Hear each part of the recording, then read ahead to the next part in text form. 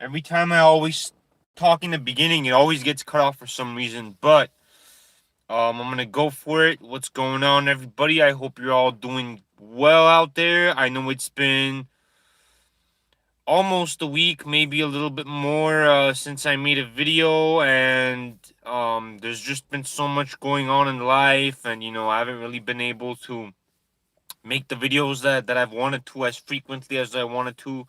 I actually plan to make like 5 videos a day. Believe it or not, that's kind of what I'm scheduled for. But um, for now, I mean, let's just go ahead and talk about the fight game because this is a hybrid community, and we are, trying to get all the people from the MMA and all the people from the financial world to, meet together. So, and greetings out there. And let's go ahead and begin. First of all, wow, man, Michael Chandler almost finished Charles Olivera last night. So if you guys were watching that, the betting odds were just so crazy. Going into the second round, because everybody had thought that, hey, Michael Chandler has this fight in the bag. He's won. He almost finished him.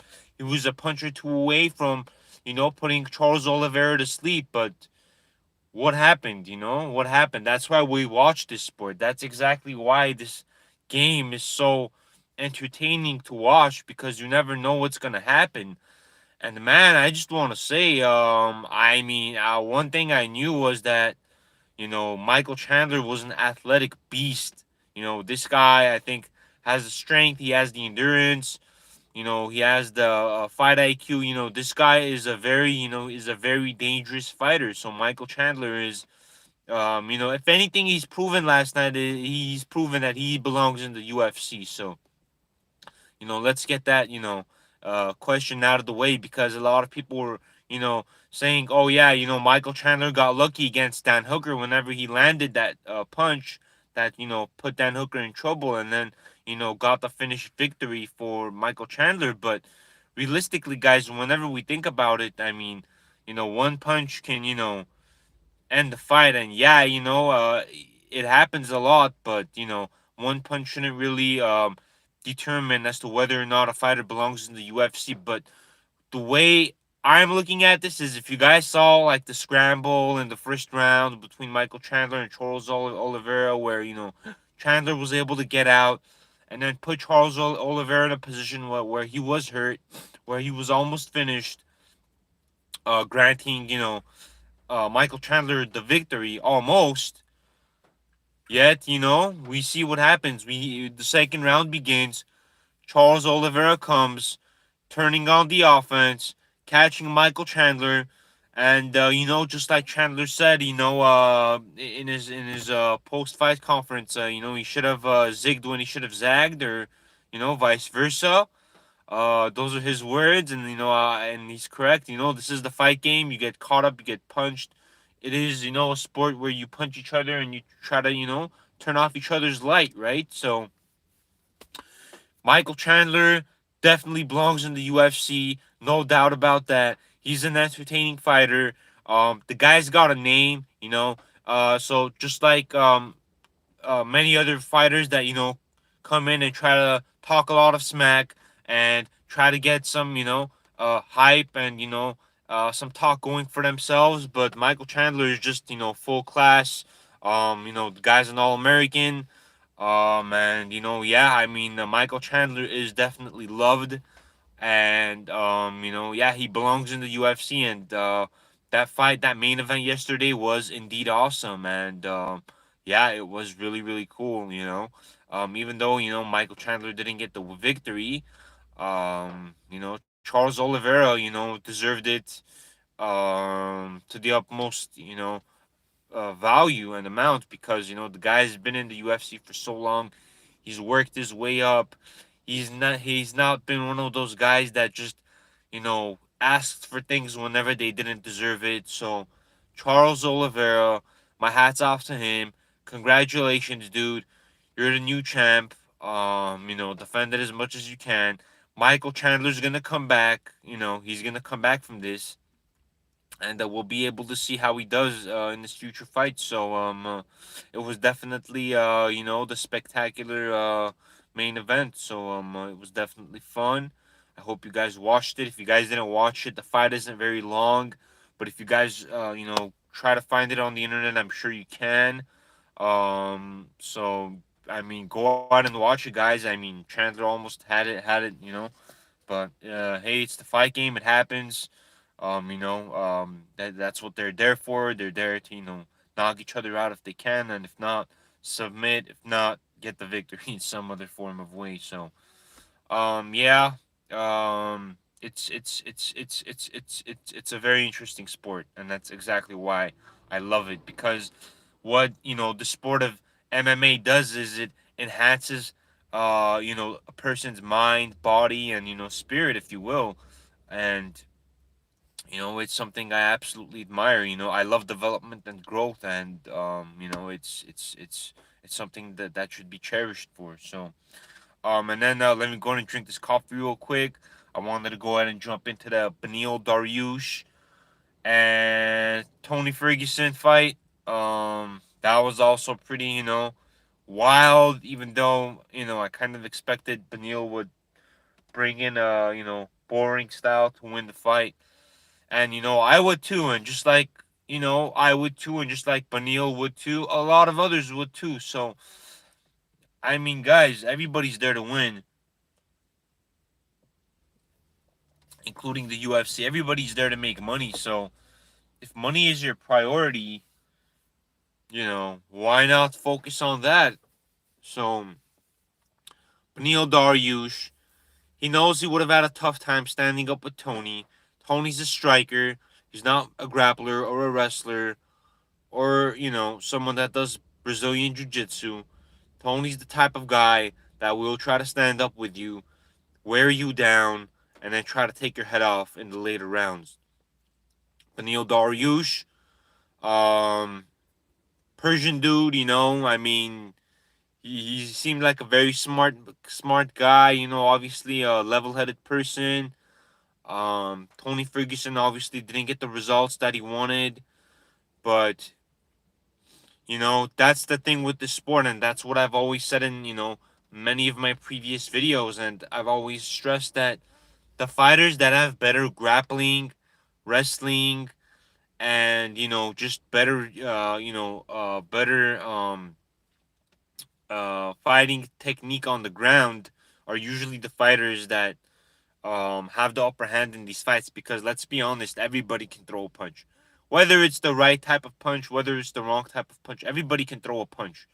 Now, whether they can land it, whether they have power, it's a completely different story. But what not what everyone can do is get up off from their back when they have another fighter on top of them. What someone can't do is, get someone in a position where they're gonna be in a lot of pain and they're gonna tap out from it. So, I feel like the fighters that have grown up focusing more on their grappling abilities, their wrestling abilities, their ground game abilities. I feel like these are the fighters that have an advantage, and I don't want to say a slight advantage, because I think it's actually a considerable amount of advantage whenever we're comparing fighters that have really good ground game as opposed to fighters that have okay ground game but are really good strikers. And what I'm trying to say is that the fighters that have pretty much been really good on the ground growing up, that are still really good at striking, like look at Khabib, right? So Khabib almost knocked Conor out in in their second bout, or in the first bout. What am I saying? With a punch. So, and what I'm referring to with this is looking at Beneil Dariush's fight with Tony Ferguson. It's exactly what he utilized. Beneil Dariush came in this fight knowing that he was gonna make it boring, knowing that he was probably just gonna put Tony on his back and just try to get on top of him, and try to not let Tony do anything, and try to throw in some punches while he can, right? And seemingly from what I've saw, that's exactly what he did. And good for Beneil Dariush. Was I going up against Tony Ferguson and had the same skills as Beneil Dariush, I would have probably made it a boring fight too, and tried to get the victory, for the money, because everybody's there for the money, firstly, right? Um, and yeah, Tony, he's a legend. I'm not sure what that is. Is that three in a row now? I think so. It's three in a row. He's, you know, 30 something years old. He's getting there.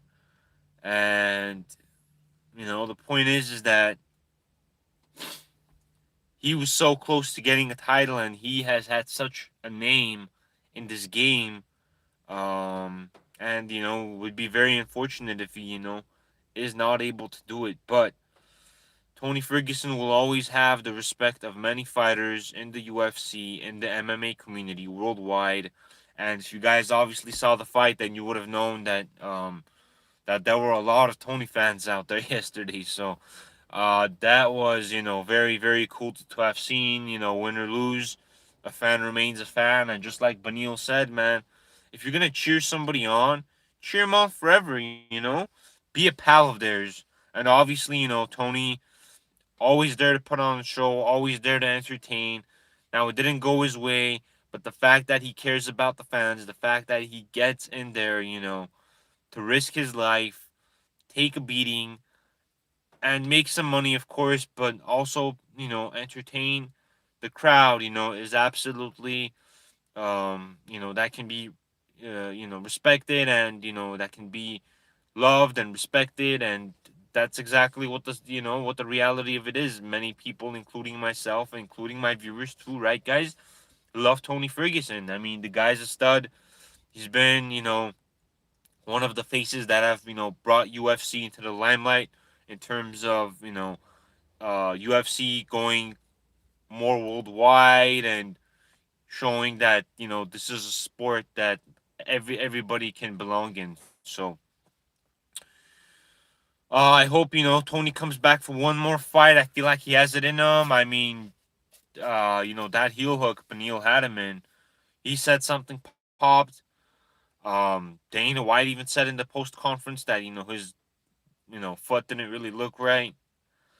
And, I think that, something may have definitely gone wrong too, because I too thought that Tony wasn't able to really stand on his feet after the second round. So it's this fight game, guys, is the thing with it is that if you're caught in one bad situation in those 15 minutes or in those 25 minutes, it can go downhill from there. And like, see, like a leg injury, or or like a submission that would have almost had your opponent finished, but didn't really get to do it, even though there's more fight left, stuff like that. But man, UFC 262. What else was there? I thought the fight between Caitlin Chukagian and the other girl. I think that was a bit of a robbery. I feel like the other girl won against Caitlin Chukagian, but I mean, it is what it is. I thought she had two of the rounds, the first two. Caitlin definitely got the third one. Um, Shane Burgos and Edson Barboza, they did a fight as well. Edson Barboza knocked him out, in which I'm really surprised in. So Edson Barboza has definitely had an up and down in his career as well. So he's been one of those guys that's also been everywhere in the sport. So a lot of fighters that have, come close, that have made a name for themselves, but just haven't really gotten the belt, So, and there's a lot of those guys out there, and it's very unfortunate that it's the case. But it's there are people like that come into the top five, but just never really get it. So we'll see what happens, in the upcoming fights. I don't really know what's next. I'm not sure if it's the Derek Lewis event. But I'll, make another separate video on that. And I know, guys, it's been more than a week since I made a video. And I'm trying to get a schedule to actually start doing this. Um, 5 times a day. 1 a.m., 6 a.m., 11 a.m. Let's see what the other two times are. I always mix them up. Maybe 3:30 a.m. I mean 3:30 p.m. and then I can probably do one at like 6:50, but I'm not really sure. I'll have to see how that plays out. But yeah, guys, UFC 262 was a trip. I mean, it was a good card. It wasn't the best. It wasn't like 261. 261 was nuts. But yeah, guys. Charles Olivera, been in the sport for so long. Comes out, knocks out Michael Chandler in the second round. Spectacular, fight. Co-main event was cool too, and some of the other fights were also good. I thought there were two robberies in that night last night, and that was between the Caitlin Chukagian fight and the other one was the Lando Venata and the other guy, and I mean I don't know how Lando Venata won 30-27 in one of the rounds that the judges scored it in, but man, these judges need to definitely, be retrained, or there needs to be a specific list of judges that should only be able to be allowed to, judge. So, yeah, guys, like the video, subscribe, drop those comments. Let me know what you guys thought about the fights yesterday. Let me know as to what you guys think is going on in the crypto space. I got a website coming up. Lots of social media that's gonna be launched. Just stay tuned, guys, and take care of yourselves. And let me know if there's, if you guys see some news circulating, come back and drop it on my, videos. I'll see the comments and I'll be able to reply. So that way, you know, I'm keeping up with you guys as well in terms of, something new popping up that I may not see. And yeah, guys, I'm always, on the internet, or I'm always on the computer of, some sort. So I'll be able to see it quickly. So yeah, guys, drop comments, like the video, subscribe, take care of yourselves, and I'll do another video for cryptocurrency a little bit later. And up until later, peace, guys. Bye bye.